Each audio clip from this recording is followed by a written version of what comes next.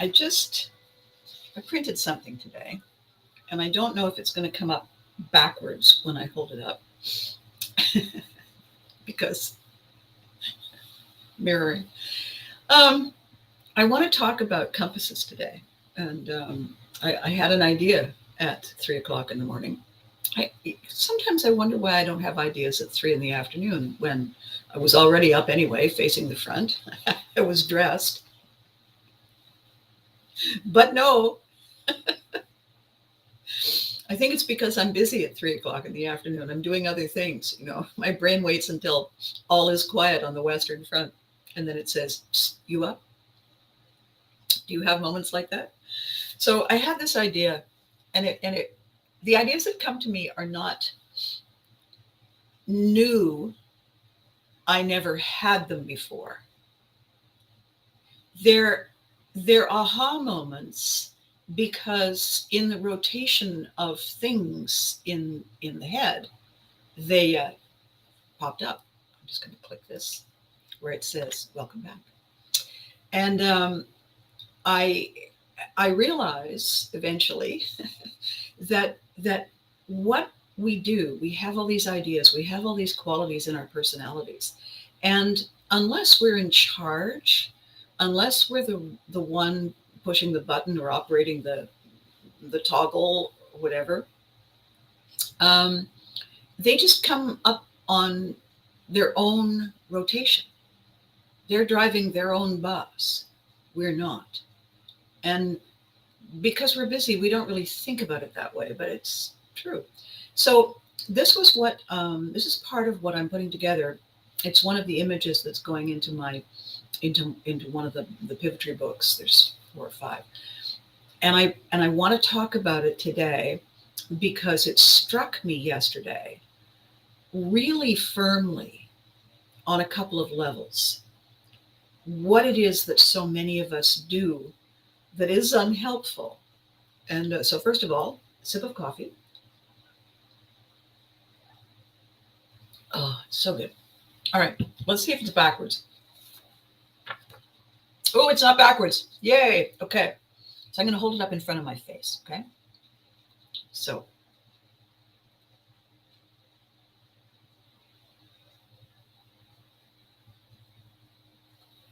do you see that? What we teach, we learn. Because the opposite is also true. What we learn, we teach. We we we teach what we learn because it's what we know. So we teach what we learn because it's what we know, right? Does that make sense? If we go to school, and it's, by the way, what day is it? Third day back at school. Third day back at adult learning classes. Third day back at I finally rejoined the gym. Third day back at, right? Um, we learn a thing, whether we know we're learning it or we paid to learn it. We're sitting there saying, "Gee, I paid money for this." We learn a thing, and then it becomes part of us. It weaves itself into the little the Abby fabric, the U fabric, right? It's always there. We can't unknow it. Once we know a thing, once it is part of our whole decision making, and now that I know this, I do that, and it becomes a habit, it becomes unconscious. And so the thing that was taught to us becomes the thing that is part of who we are and part of what we do. And when we have an opportunity, because we not only imitate other people, mirror other people to learn how to do everything, but it's how we teach others how to work with us, be with us, walk in step with us. People who meet us don't know us. They don't know the rules. If we are, let's say we're a shopping center. I'm a shopping center. The first thing people, I would assume, need to know is where the ATM machine is, and where the bathroom is, and where the restaurant is, and then wherever it is that they were planning on shopping. They need to know what matters to them first, so that it's not distracting them while they're wandering around saying, "Ooh, the Abbey Mall is really interesting, isn't it? It's really cool. Oh, look at that, look at that." But they need to get rid of all of their own anxieties and their own uncertainties and their own "Am I safe here's?" Which entrance should I park closest to reach the bathroom? First when I go in and last before I leave. That's that's what I do. The first time I park, I'm not really parking to go in and shop. First time I park is to figure out where to park. Go in and say, where are the bathrooms? Where's the ATM? Are they close to each other? Perfect. Where is that? Is it this entrance? No? Down? Okay. Then I go out and I move the car right now because later I will thank me for it. So, as opposed to that careful walk. So, the interesting unconscious things we do, the most interesting of all the unconscious things we do, is that we teach people how to treat us. People come with their own preconceived ideas, and then they reach the doorway to the Abbey Mall, to the Us Mall, to the You Mall. They reach the doorway, don't they? Are there any signs on the door to your mall? Do you have abandon hope, all you who enter here? do you have no rules at all? Fly and be free? Do you have anything written on the door? It's important. Why? Because, dear, that's going to just keep ringing until I fix it later. So, how do I do that? Remind me. Okay. There, I figured out. Oh my God, I figured out how to do something. Necessity. So, this is what I want to talk about today.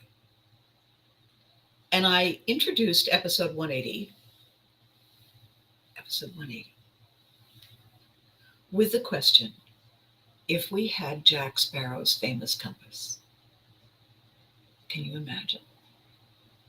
Jack Sparrow's compass was, he referred to it, Captain Jack Sparrow of the Pirates of the Caribbean, if you are not aware of this phenomenon. So Captain Jack Sparrow's compass was given to him by someone magical who had cast a spell on it. And the spell was designed to let the compass holder know how to reach the thing they wanted most, the secret passion they had the most. It didn't point north. It didn't take you in normal compass directions. It was tuned to you. Isn't that interesting? And so every time he opened it, looked at it, rolled his eyes, and other people would look at it and say, it's broken, it doesn't point north. Jack would say, yeah, right, so it's got no value, so give it back. Right? Because, of course, it helped him. He knew what its brilliant power was. We actually have that compass. We do. We all do. And how we know we have it is because our subconscious brain, which, by the way, is where the compass lives, our subconscious brain automatically points us in the direction we keep leaning to. The thing we want most is the thing we do over and over and over. It isn't until we wake up, it isn't until we realize that we might want to go somewhere else, that perhaps that place we've already been is no longer what we need, no longer what we really desire. It's just that's where we go because we've always gone.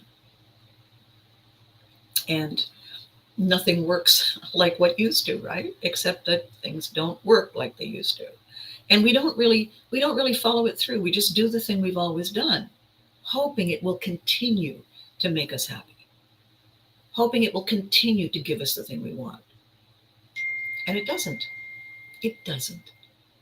It's that crazy thing. You have to refocus, you have to rethink, you have to recalibrate in order to get where you want to go now. Because life has changed, right? My dad, my sainted father, used to do this horrifying thing when I began to be old enough to go on dates. And these poor benighted boys would come to the house. First time was always a moment in time for them. They'd knock on the door, ding, ding, or ding, ding. And then my dad would answer, 6'5" Viking in modern day clothes. I was never allowed to be at the door first, so I never got to see the full impact of the horror on those poor boys' faces.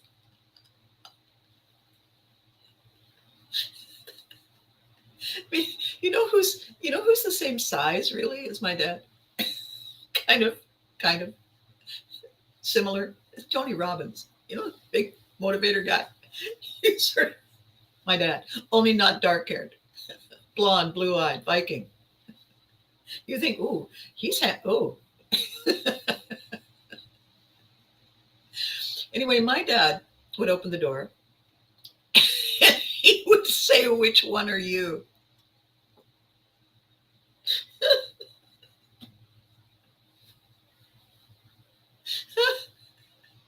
It's funny now. It's funny now. It was not funny then. I was not in the back laughing. I was in the back dying 1,000 deaths. Or I was off to one side and he was holding me with his hand on my forehead so I couldn't, couldn't get to the door. "Which one are you?" And then the poor stammering boy would say whatever his name was if he could remember it at the time. And then my father would say, "What are your intentions toward my daughter?"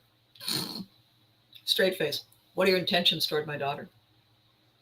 Not, "Hello, I'm Abby's father." Not, "I understand you're taking my daughter to a movie," or no. Cut to the chase.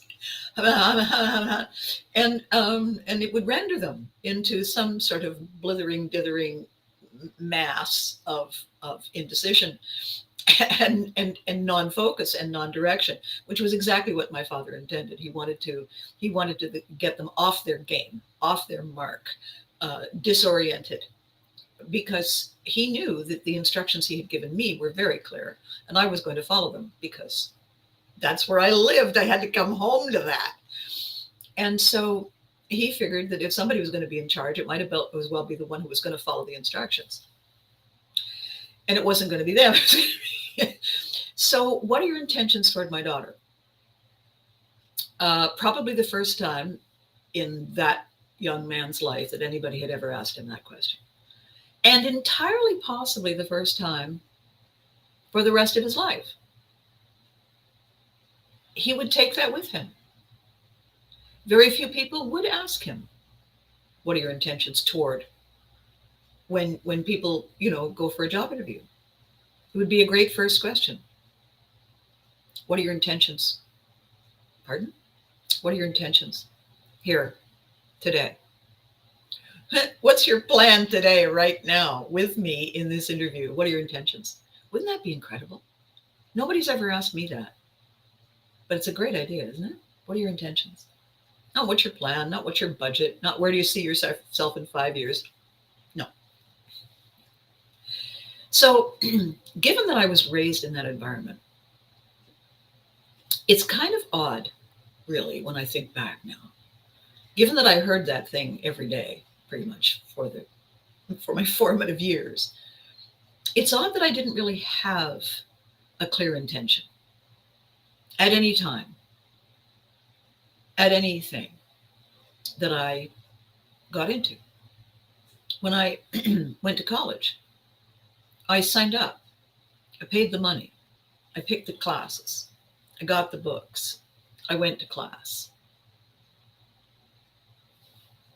I never really spent moment one thinking about why I was doing this and what I wanted it to achieve for me when the day was done. and I had a diploma in the palm of my hand. And that's ironic, isn't it? Because this is the question that I ask all my clients. When the project is over and the book is in your hand, when the project is over and your new brand is there in front of you, what are your intentions? Let's talk about that now. Let's imagine that all the work, all the creativity, all the ideas, everything that we bring to the table has been distilled. It's all now in this container that we're either calling a book or a brand or a career. Now what? What are the intentions? And I ask that because I learned eventually myself that I had gone through the first 30 years of my life with no clear intentions other than with my dad. What are your intentions today? Clean my room, go to school. Okay, let's go. So he knew that I knew my today agenda. You know what's interesting? He never asked me about a long-term agenda. He never asked me where I saw myself in soon, ever. He would periodically say, if you wanted, you could do this. You'd be really good at it. Why, Daddy? Because this, and this. And he would give me the benefit of his profiling of me as he was seeing me evolve, as he was seeing me learning and adapting and practicing a new skill.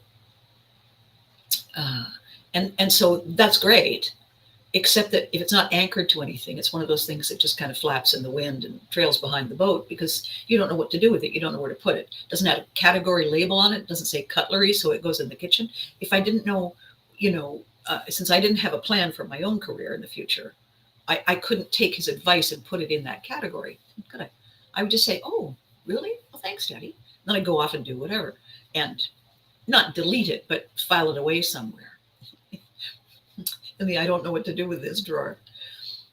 And then, as time passed, many, many increments of time passed, and my beautiful parents' lives came to a close the way they did. And for a long time after they were gone,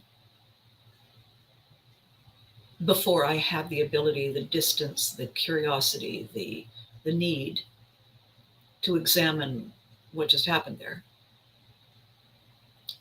it never dawned on me that they had no plan, that they had no now what strategy, that they had no intention for the future. My parents were raised in situations by people who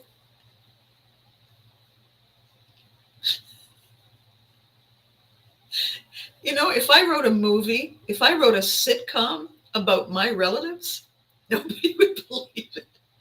Not a single one. Nobody. Oh, might be an idea. My dad was raised by a man who found it much more interesting to make things up than to tell the truth. Not saying he was a liar. I'm just saying he was very creative in the stories that he told. They were a distraction. You got so caught up in them, you forgot that you were asking for the answer to a question that was important. He would just navigate you away from where he didn't want you to be. My dad's mother was a very nervous woman. Not surprised. I don't know if she was born nervous, but she certainly became nervous. Very anxious. Jumped easily at surprising things because and she had been a spinster. She was raised in England, and she had pretty much planned to live within the family, as families often did in that generation. If you didn't marry, you just stayed living there. The unmarried daughter, the unmarried aunt. And so she was, I think, sort of resigned to that until my grandfather came along. And the story that I was told was that my grandfather thought that any grown woman who was living at home had to be wealthy. And she thought that any man who lived in America who was a cowboy had to be wealthy. So they married each other for the money that neither one of them had.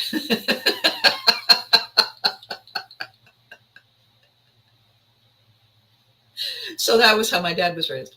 My dad came home from school one day at the end of a semester, May or June, and my grandfather said, "Here, son, go Monday. I got you a summer job." And when my dad went to show up for the summer job on Monday, he found himself at the Air Force recruiting office. I still don't know if my grandfather knew what he was doing, but there was my dad, not old enough, but he looked old enough because he looked tall enough, and they signed him up. He'd already been signed up. All he had to do was report because his dad had done all the homework. So this is my father's training ground. When you join the military, pretty much all your decisions are made for you. The idea is there is nothing after the military. There is only the military, and we're going to show you how to walk and talk and think and dress and behave. And so you don't have to really plan anything or think to your future. We will probably promote you more quickly if you're married and have children. So then the onus is on you to maybe take care of that sooner rather than later. And so therefore, the big decisions, the goal in life, really becomes today's goal.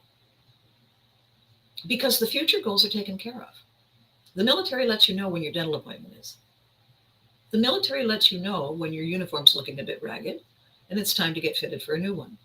The military sends you where you're supposed to go and moves all your stuff for you and puts your kid in their schools. You don't have to plan anything. You're told when you go on vacation, and if you want them to, they'll tell you where to go there too. And so for the spouse, for the kids, you live in the ripple effect, right? My mother was raised by two wealthy people who had decided to break out on their own, leave England, marry, buy land, and become gentlemen farmers in Canada. Okay. Unfortunately, they picked the Canadian Dust Bowl as their location, and everything went downhill from there. And when my grandmother, on my mother's mother, realized what had happened, she had given it quite a few years to see if it was going to get over itself and improve, and it didn't. She said, right, that's it. And she took the children and left him and the estate and all that stuff and headed further west, young woman, to a civilization where there were a lot of English people who had retired, and lived the rest of her days there. And didn't really have a plan for anything after that. She just went as far as she needed to go today to get to where was better than where it was. And so they're very short-term goals. So I'm not blaming anyone. What I'm saying is that if I learn what I've been taught, that's what I learned. I learned to take care of today. Begin with the end in mind. I always say that, begin with the end in mind. But I'm thinking of now. I'm thinking of this moment. I'm thinking of today. I'm thinking of when I get dressed in the morning, what should I wear that looks great on camera? And what should I wear that feels comfortable? And how hot is it again today? I'm thinking about begin with the end in mind. In the moment. I am the most present person most people ever meet. Why? Because somebody or something else, in my experience, has always taken care of what's coming next. It's never been within my grasp, or at least it never was. And you know how busy we get with our lives. We get so busy, we don't realize, in the bigger sense, we don't realize how much time is passing. I was working with a client in 2018 on a book project. 2018. Okay. My dad left the military a long time prior to that. My dad left this earth a long time prior to that. I did not join the military. I struck out on my own a long time prior to 2018. And it was in 2018, in the middle of a conversation with her, that I suddenly realized that the reason that my career would rise and blossom and then And I would start again, over and over and over. And I realized it not because I suddenly had my own aha, but because I had said something to the client, and the client said, "So what did you do when it came to an end?" We're on the phone. Thank God it wasn't video, because the look on my face would have been unsettling for a client who thinks I know what I'm doing. And I said, "Pardon?" She said, "Well, when your project comes to an end," because what I had said to her was, we always want to build a project with a leapfrog. Now what? Built in. We want to build so that we can transition. We want a fluid foundation. We don't. You have to build a house and you have to put a foundation under it. It's concrete and it's this size. If you can do it, if you can find the land and you can afford it, maybe don't build by the side of a cliff. Build a few dozen feet back, so that if you decide you want a bigger house, you decide you want an extension on it, you're not going to dig out and fall to your death. You have the room to expand your foundation. I always had a big foundation, a fluid foundation, based on all of my skills, but I had never outlined which ones would be my priority if I were in charge. Because it never, in a million years, it never occurred to me that I was in charge. Why not? I mean, it's me, it's my life. Why didn't I think I was in charge? Well, I'd never been in charge. The military had been in charge. The school board had been in charge. My dad had been in charge. My mom had been in charge. Overriding everything was the great invisible, I have no idea who it is within the military, who would arbitrarily pluck us up and plonk us down. And I had no illusions that that was temporary. Because in my entire life, I had never seen a glimmer in the distance of something different. And in every single waking moment, looking at my parents, watching the way they did what they did, there was never any indication. The one thing my dad said when he retired, the one thing he knew was that he never wanted to shovel snow again.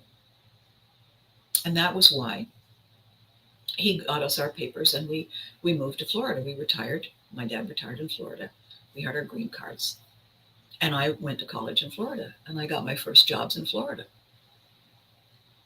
And when that didn't work out, I got my next job in New York. And when that didn't work out, I went back to Florida. And when none of that worked out, I came back to Canada.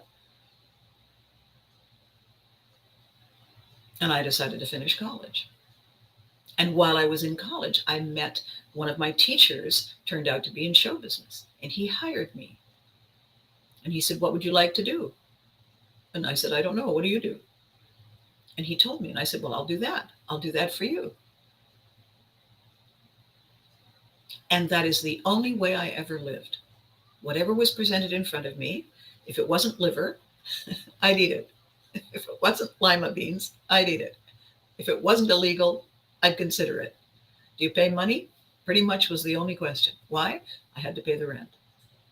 And I think because I was good at so many things, because I said yes to so many random things that came along, I had such a wide portfolio of things I was able to do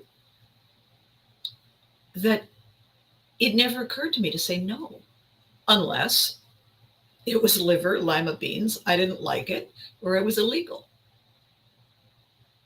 And quite often I didn't know if I didn't like it until I tried it. And then I would say, no, thank you. Been there, done that. Next. And it just never occurred to me that there was a possibility that anyone made long-term plans. I knew I knew that my father had a life insurance policy, but that was put together for him by the military. I knew that we went to the dentist, but that was put together for us by the military. I knew that we had doctor's appointments, but those were put together for us by the military. It never occurred to me that I made those arrangements, that I had to take care of that. That was just taken care of.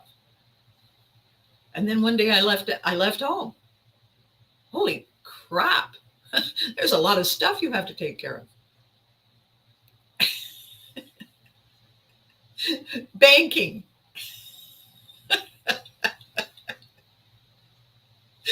Yeah, a lot of eye-opening moments there. I did an entire comedy routine that began, for the longest time, I believed there'd be money in my bank account if I had checks left. I opened the show with that, and people laughed so hard they wept, and some of them had accidents in their seats. The thing is, I wasn't kidding. I was telling them a little bit about me. Credit cards. I did another sketch on credit cards. Would you like a credit card? Certainly. Do you have any money? No. Perfect. Use our credit card. Okay. Use the credit card. They send you a bill. I still don't have any money. I don't know why you're sending me a bill. I'm not joking. I'm not joking. What an interesting time I had when I left home. So again, even though I was being given all these signs by the universe,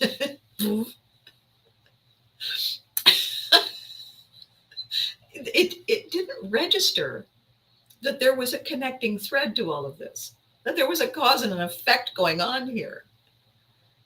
Do you want to know when I realized it? What's today?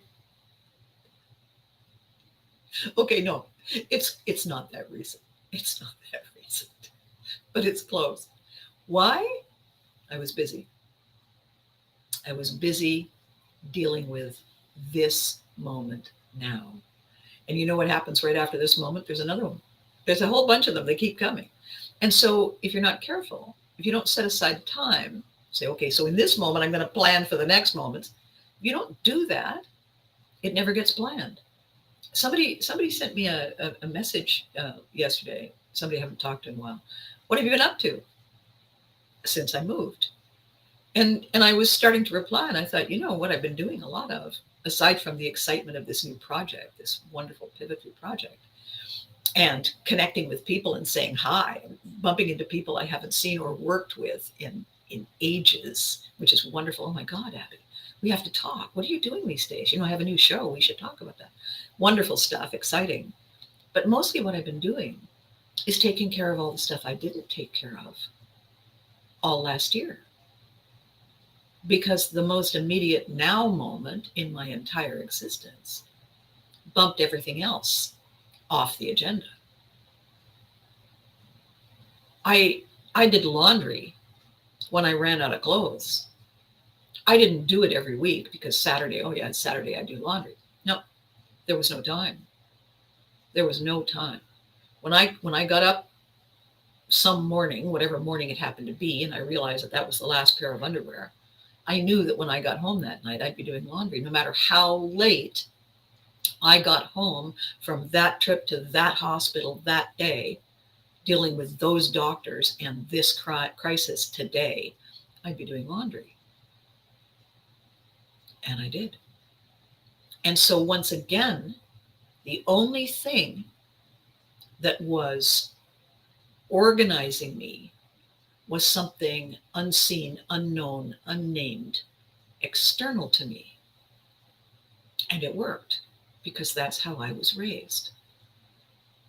That's how I have been wired. And I didn't know it or see it or recognize the importance for me to learn it and get good at it. Never happened. You know how you say I was sick that day when they handed out that assignment? Never happened. And now it's happened. And now it's happened because now I'm responsible for a lot of things I've never had to be responsible for because they were taken care of by other. And it never fell to me. So I'm not going to say that's my excuse. I'm saying that is the, how the hell did that happen? That's the backstory. That's the context that had surprised me in such a dramatic way. And now that I'm putting together the components of pivotry, because pivotry itself is the process. What I do, what I have done as a career for myself and for clients when I eventually started taking on clients, I have been a mentor, personal excellence, whatever your career, whatever your direction, whatever your goal, whatever your dream. If you're going to do it, let's do it brilliantly. Personal excellence. It doesn't matter what it is. It matters your why and how and when. You can take care of the what. I don't need to become an astrophysicist if that's what you want. But I can show you how to be the best, how to stand tall ahead of everybody else within your niche. How we get you there is pivotry in motion.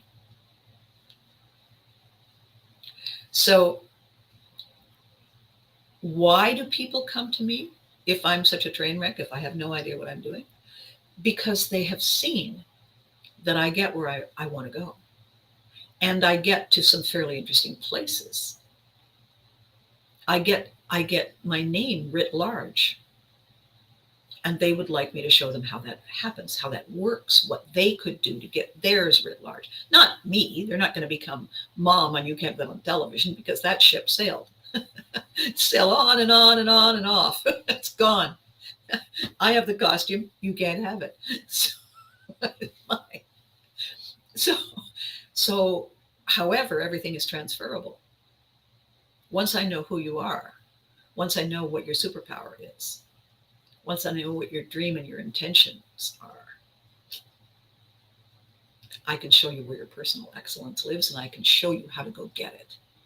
That's what I do. That's my superpower. I'm a navigator and I'm good at it. What I never had, what I was never aware of, was that if I knew exactly where I wanted to go eventually, what I wanted to achieve external to me, I would have realized that I didn't have a compass. I didn't need a compass if all I had to do was be me. In this moment right now, I'm already where I need to go.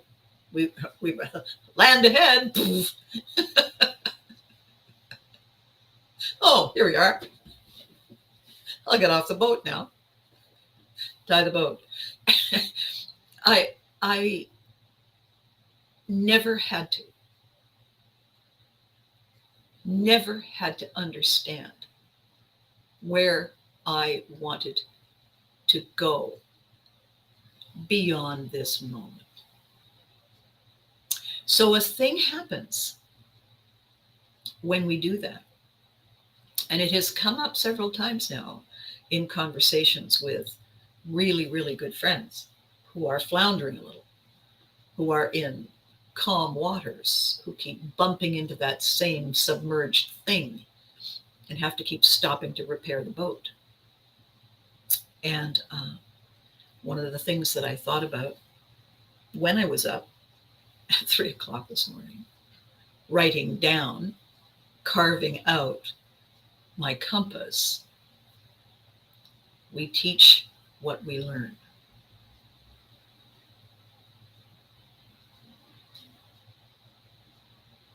Do you know what that means? I wrote that down too.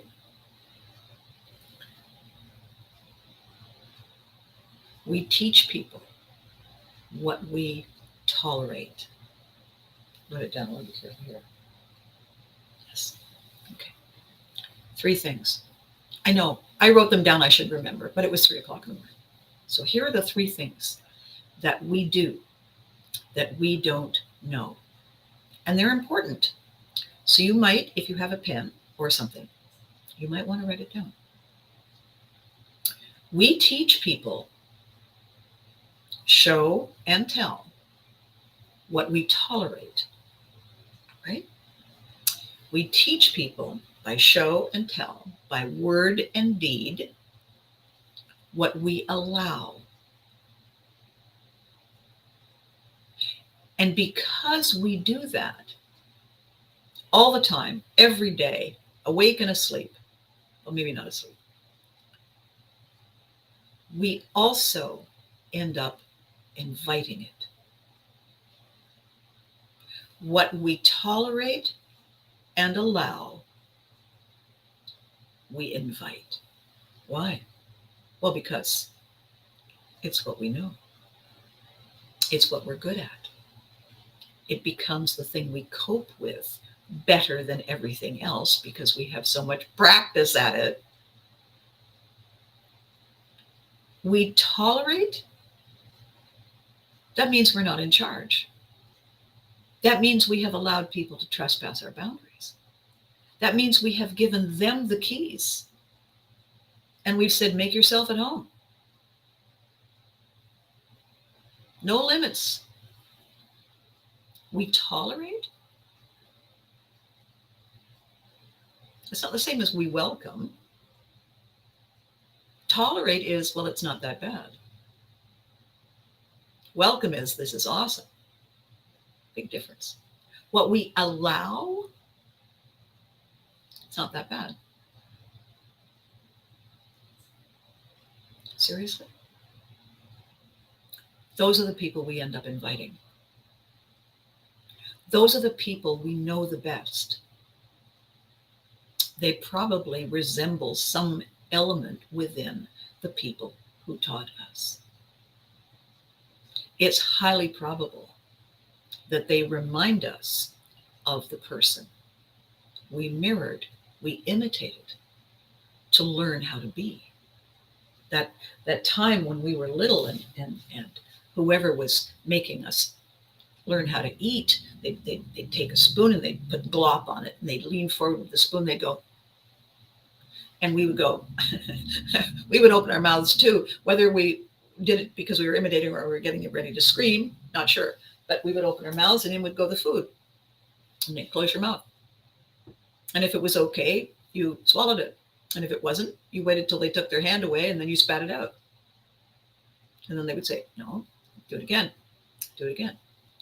Teach us how by imitate. Watch and learn, boys, watch and learn. That is how we do everything. Always have, always will. It's wired into us. It is our subconscious. It is our survival mechanism, right? So the if-then stuff that was going on at 3:00 this morning, right? If my dad didn't need a compass because he already knew where he was, he didn't leave one to me. If my mom didn't have a compass because she already knew where she was, she didn't leave one to me. When they reached the final crossroads in their lives separately, and they had no idea how to overcome this moment. This one, the present one, the one they had always mastered, that didn't need a compass for. When they had no clue, no idea, because no one had ever taught them that they needed to know, that they needed to be in charge, that they needed to practice, that they need to get good at it. All of a sudden, out of the clear blue of the western sky, they found themselves face to face with something they didn't know what to do with. So they had basically 3 choices.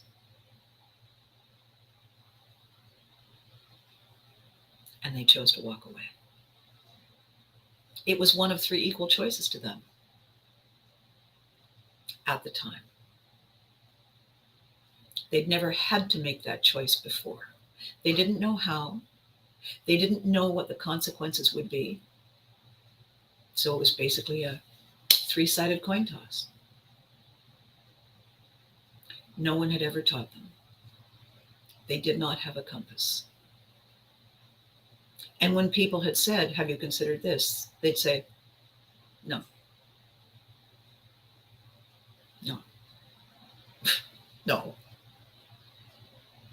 And when they realized that people had stopped offering them suggestions, and they looked up in their little databases of their options, their choices, their ideas, and it was empty. They had never saved anything there. And they thought back to their parents and they said, huh.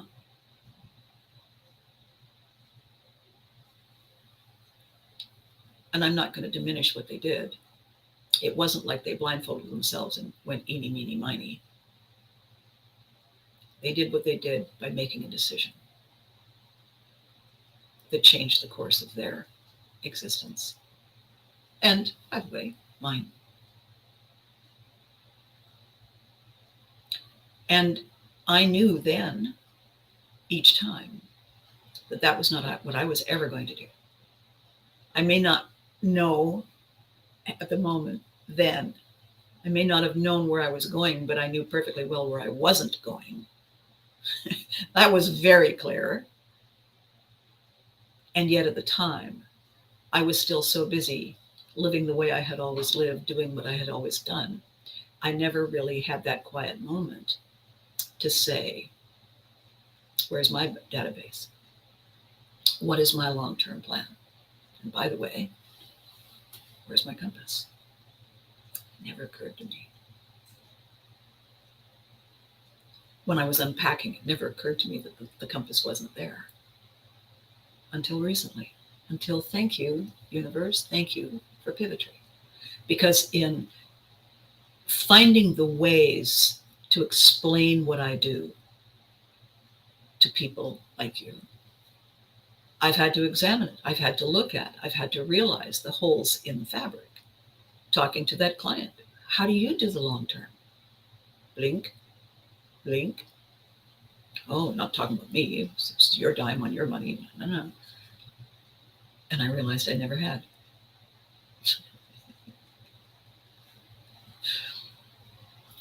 Yep. And then did I get right on it? No. Because I have this moment to take care of. And in a second, I'm going to have that moment to take care of. And I kept busy. And surprisingly, nothing changed. Well, nothing got better. It just got incrementally, slowly, gradually worse. Why? Because I wasn't fixing it. I wasn't planning anything. I was just letting it idle by itself. Nobody at the tiller, nobody at the helm, nobody putting gas in the boat, nobody raising the sail. It'll sail itself.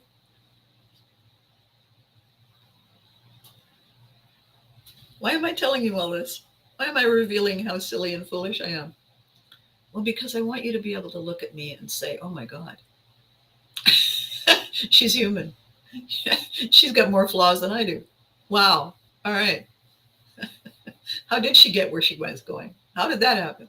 How did she keep getting where she was going? She must know something. Not this, clearly, but she knows something. I want you to know that so that I'm not, because that's the thing about fame. If fame is the reason you met me, the reason we became friends, because of some show that I'd done, some project that had my name on, this is the chance to get to know who your mentor is. Your mentor is human, flawed hugely, and yet resilient and resourceful and bound and determined to carry on because I can, and because it's fun and because it makes every single day exciting, right? So the compass that we need, that Johnny Depp's Captain Jack Sparrow had, is the one that shows you where your true passion is. The compass we need is the knowledge who we are and what we love and where our heart peace lives and why it matters to us. When we can figure that out, and I am here to help you, all we need to know is when we want to get started on the journey. The moment by moment, in the moment journey. To live it, to be it, to reveal it, to own it, to celebrate it. That compass is our homework. Who are we? Why do we want the things we want? Where did that come from? Is it based on a story? Is the story true? Does the story need to be true to keep us stuck where we are? Are we ready for a new story? Are we ready for a better mirror? Are we ready to stop doing that thing we did? Because not only is it the thing we've always done, it's the thing people like us are known for. Because every day we are refreshing the people like us. We are discovering that we are more like this than that. And when we are more like this, the people who are more like that find other things to do and other places to go. I don't think of them as, you're not the boss of me, I'm breaking up with you. They're two roads diverged in a yellow wood. And I chose the one less traveled by, and that made all the difference. It's not a breaking up. It's I'll catch you in a while. How are you? How have you been? Just checking in. No, I'm not going to join you at the liver and lima beans cooking class. I just wanted to know how you are. And we can stay connected to our people, to our friends. We can love them from afar. We can draw that heart-shaped line in the sand and say, I will love you over there. The homework, though, the homework that matters to us, if we are not happy, if we are not comfortable, if we're beginning to feel a pinch caused by the way we are allowing people to behave with us, then the first wake up is, don't blame them.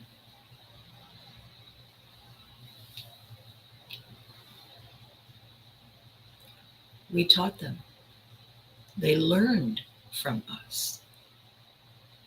Until we taught them, they didn't know. They could try, expecting to be rejected. And when they weren't, they said, hey, alrighty then. Put my feet up here. Get me a beer. We taught them. Can we unteach them? Oh, sure. But we can't unteach them. Once they've learned a thing. Once we learn a thing, we can't unknow it. What we can do is say, so we've had an update. We've had an upgrade. And there are some changes. And one of them is these. Get out. No. Or maybe.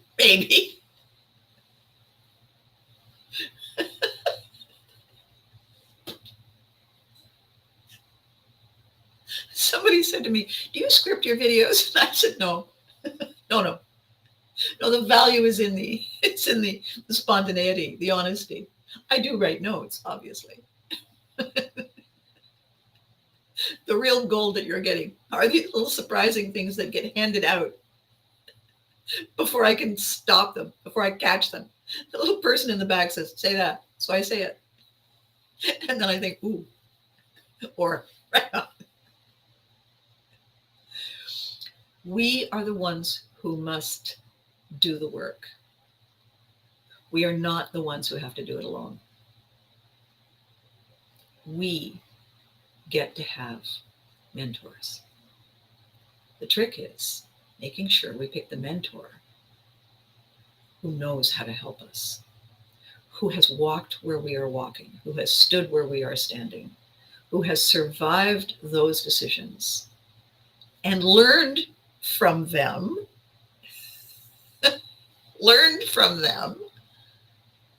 to live better, happier, more joyful, with a mind full of great ideas and plans,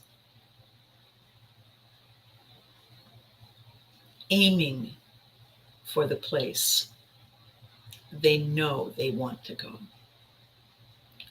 know they are meant to go, and enjoying every moment on the journey with the compass. So I am a navigator. Vikings were navigators and storytellers first. I am a navigator. I have navigated the waters without a compass. I have capsized many times. Fortunately, I have total buoyancy, and I'm fairly stubborn. And I have a sense of humor, and that has saved my sanity. I don't need to have you go through those as testing levels to qualify. As my friend Lars Ellingland says, you know that all Vikings had to qualify to get in the boats? I do now. This is the way you qualify to be in mine. You have to want to know. You have to want it enough to make it a priority. You have to care about you enough to make you a priority. Those are your qualifications. And now that I know what you need to be, I will be profiling you to make sure you qualify. The way I have profiled me to make sure I qualify. Interesting, isn't it? So Johnny Depp's compass, Captain Jack Sparrow's compass, showed you what your passion was and what you had to do to go and get it. Magic. When you go through the pivot tree process and you understand what you've been missing, and you realize, spending time with me, that it's not an ordeal. It's fun, actually. And you're ready, the compass will appear. Because it's magic. Isn't that cool? So, today's episode 180 is a milestone of magic proportions when you consider what was going on and how I somehow managed to make it a priority to do these, to develop this habit, to develop this journey, to develop this new quality that I did not possess. It mattered enough that I stole time from sleep because I couldn't steal time from caring and shepherding on that journey. It mattered that much to me. It's not to say that you have to do that. I'm just telling you how 180 episodes came to be. Twice a week. It's incredible. And more is coming. More great news is coming. More fun things are coming. When I made the little list of things I've been up to for this friend of mine who reached out to me, I thought, oh, I've actually been a little busier than I thought. And I felt very proud of me. I felt very proud of me because it just kind of happened. I was putting one foot in front of the other, and this time I was paying attention. Oh, that's what it needed.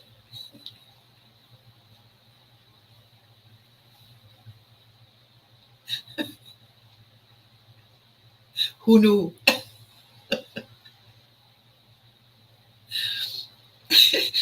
People, just as an aside, people are amazed that I'm so seldom embarrassed by anything.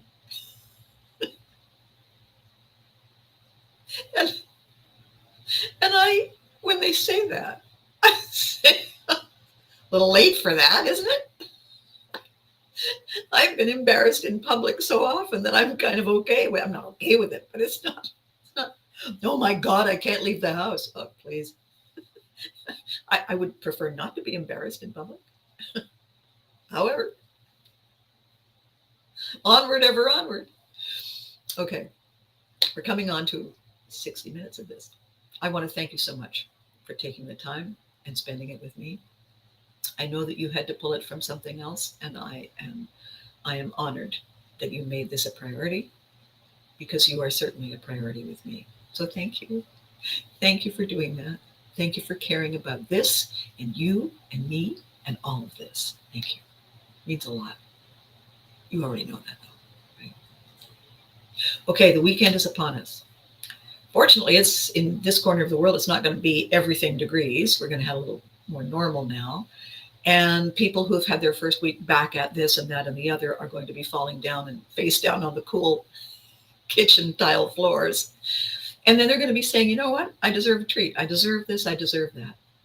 Whatever your plans are for this weekend, I hope you have amazing times. I hope you cherish them. I hope you focus on them. I hope you don't pick, oh, well, whatever. You deserve so much more than that. Pick something awesome that's within your grasp and just love every second of it. Do that. You're worth it. That's how I want you to be good to you. And remember to hug your loved ones. They deserve it too. And I will see you next Tuesday, 10 o'clock, right here. Thank you so much for watching. Bye for now.